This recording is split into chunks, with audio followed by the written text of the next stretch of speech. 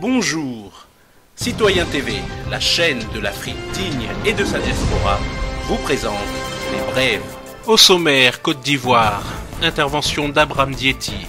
Concertation de la jeunesse, appel à mobilisation le 10 septembre 2015, Europe, crise des réfugiés, actualité en France et pour finir, actualité en Syrie.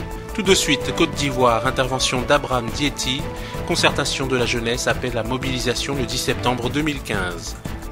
Côte d'Ivoire, mobilisation le 10 septembre 2015.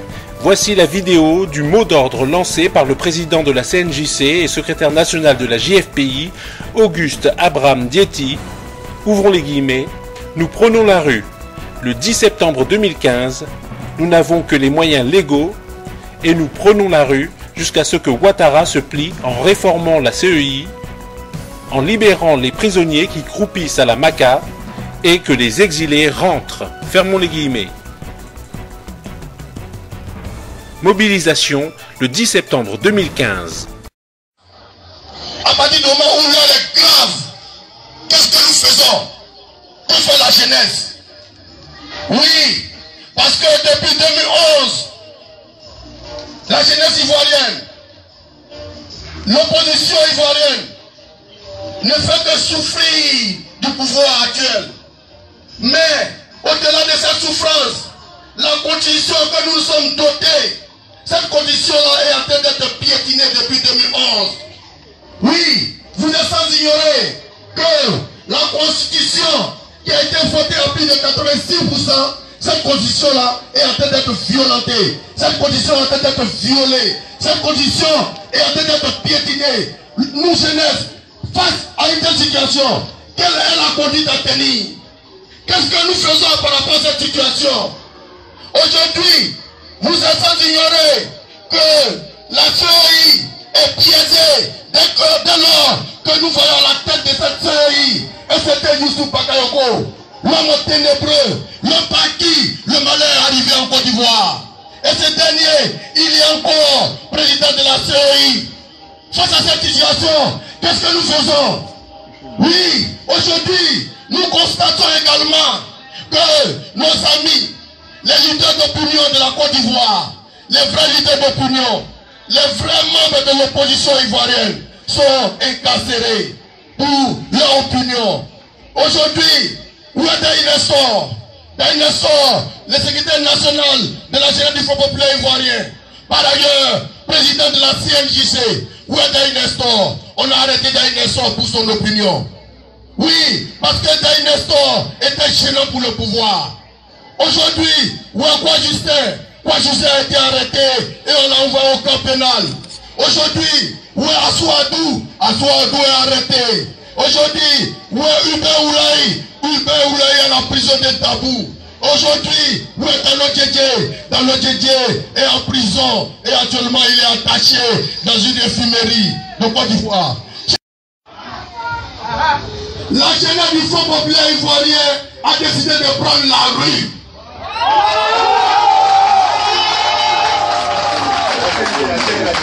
La jeunesse de la coalition nationale pour la jeunesse du la coalition nationale de la jeunesse pour le changement a décidé de prendre la rue. Dès lors que Ouattara aujourd'hui fait la sourde oreille, dès lors que Ouattara refuse d'admettre que la CNC est l'opposition significative et que pour cela, Ouattara est obligé de discuter avec la coalition nationale pour le changement et qu'il refuse de discuter. Nous, jeunesse de la coalition nationale pour le changement, nous décidons de prendre la rue pour qu'on Ouattara à discuter avec la CNC. Et la rue sera prise le jeudi 10 septembre 2010. Le jeudi 10 septembre 2015. Nous reprenons la coalition nationale de la jeunesse pour le changement a décidé, s'il vous plaît, cette jeunesse a décidé de prendre la rue pour se faire entendre. Cette jeunesse a décidé de prendre la rue le jeudi 10 septembre 2015. Chers amis, tout de suite, Europe, crise des réfugiés. Dans l'émission en allemand du 15 août 2015, l'afflux de réfugiés dans l'UE est une stratégie des USA. Nous avons expliqué la stratégie de globalisation de ce qu'on appelle les 4 courants ininterrompus. Cette stratégie provient du géostratège militaire américain Thomas P.M. Barnett. Je cite Barnett.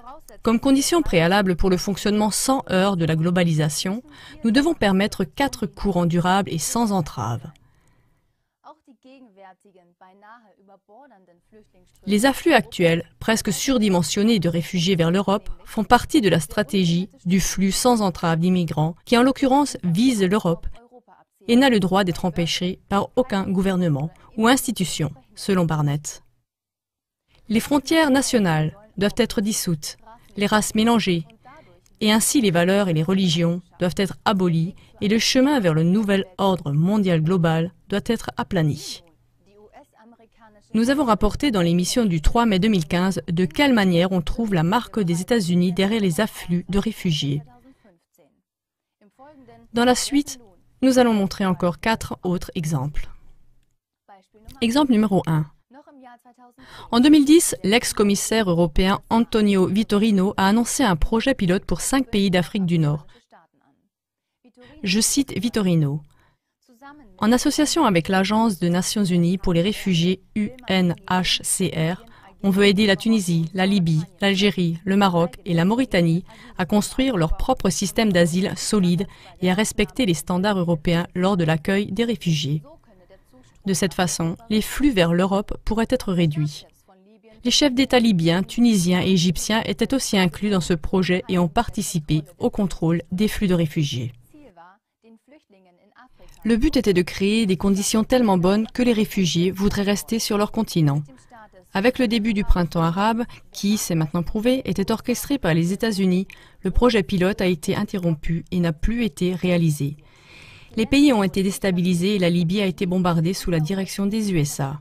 Il ne reste plus qu'un énorme chaos et des afflux de réfugiés qui n'en finissent plus. Exemple numéro 2. Beaucoup de personnes en Europe se posent à juste titre la question de savoir où les réfugiés trouvent l'argent pour payer des sommes exorbitantes aux passeurs. Le célèbre magazine autrichien InfoDirect a publié une réponse possible le 5 août 2015.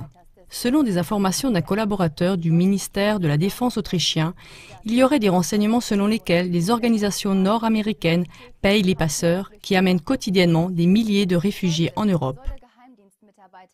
Le collaborateur des services secrets aurait dit la chose suivante. On a des renseignements selon lesquels des organisations provenant des États-Unis ont créé un modèle de cofinancement et supportent des parts importantes des coûts de passage. Chaque réfugié d'Afrique du Nord n'a pas 11 000 € en liquide. Est-ce que personne ne se demande d'où vient cet argent? InfoDirect résume cela de la manière suivante. Les coûts de passage et les circonstances sont connus des cercles policiers qui ont affaire quotidiennement avec les demandeurs d'asile. Le soupçon selon lequel les États-Unis sont impliqués dans cette affaire, dans le sens d'un plan géostratégique, est aussi souvent mentionné. Fin de citation. Exemple numéro 3.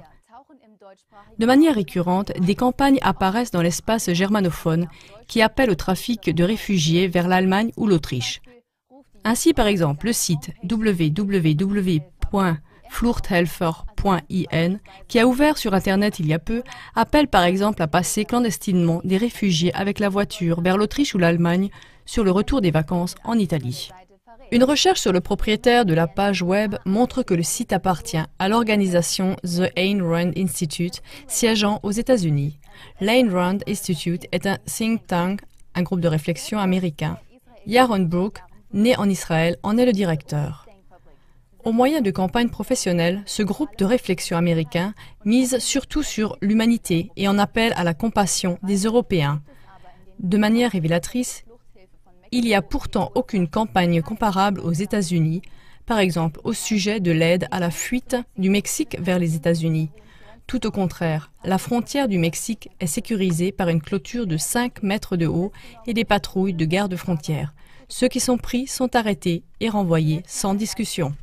Un dernier exemple encore sur la façon dont on peut gagner de l'argent avec les afflux de réfugiés. Un exemple qui montre qui pourrait bien se trouver derrière cela. Le 12 août dernier, le quotidien Heute en Autriche titrait, je cite, « La firme d'asile encaisse presque 21 millions d'euros, car l'accompagnement, la surveillance et l'approvisionnement ne sont pas assurés par l'État lui-même, mais par une société privée, plus précisément par la société ORS Service AG, qui est active en Suisse, en Autriche et en Allemagne et qui, en 2014, a reçu environ 21 millions d'euros des contribuables via le ministère de l'Intérieur autrichien. Selon les recherches du journal autrichien Der Standard, c'est Equistone Partners Europe qui se trouverait derrière la société par action ORS.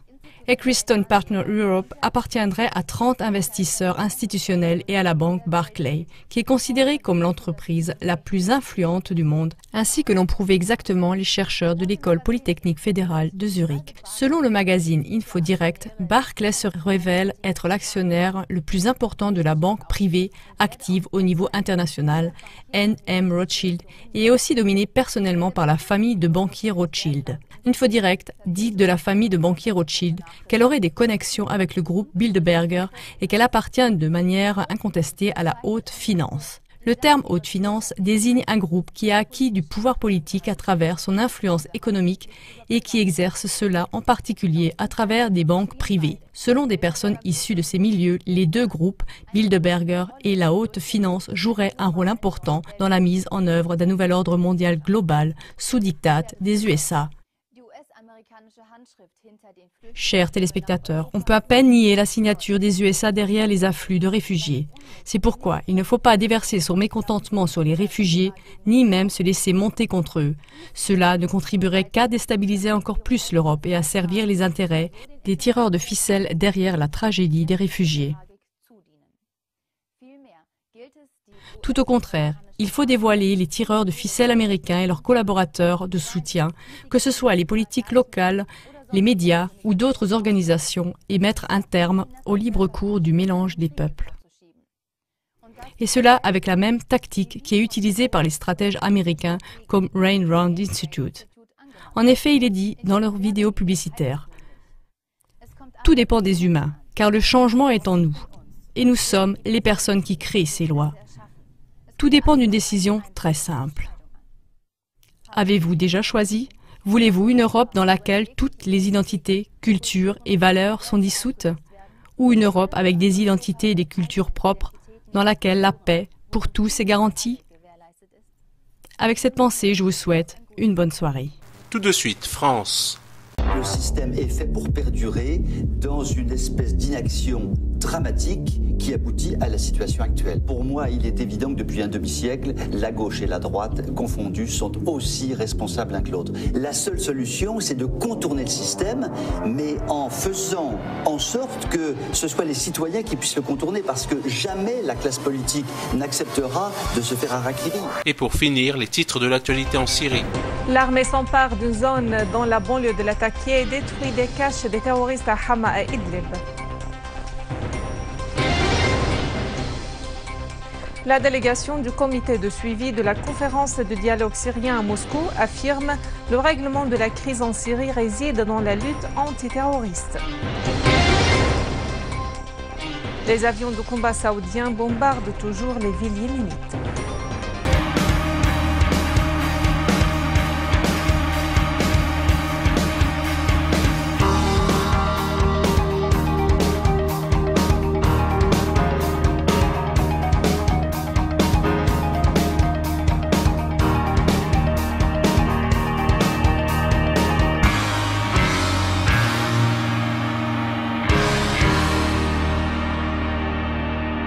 Citoyen TV, la chaîne de l'Afrique digne et de sa diaspora, vous a présenté Les Brèves.